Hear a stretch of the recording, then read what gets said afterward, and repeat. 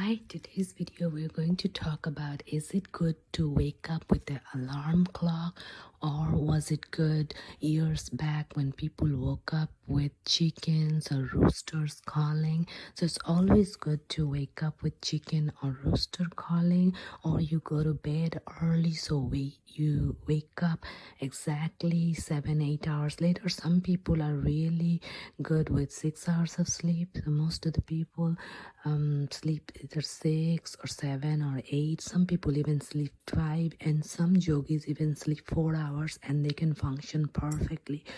All right, so it depends on the human body, but never a good idea to jump out of the bed because it's extremely damaging for the heart muscles. So jumping out of the bed with the alarm clock is the worst thing you can do for your heart. So it's really good to wake up yourself. So before you go to bed, make sure you tell yourself that you want to wake up this time and say it a few times loud, and you will see that before that time your body will wake you up.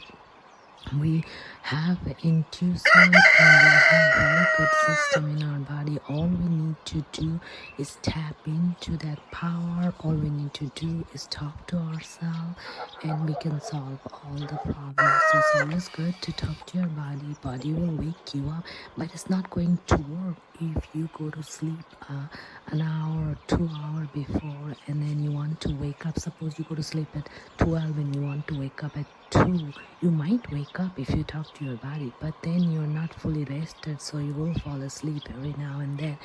So you should give yourself at least 5 to 6 hours of sleep because that's needed for the brain to function.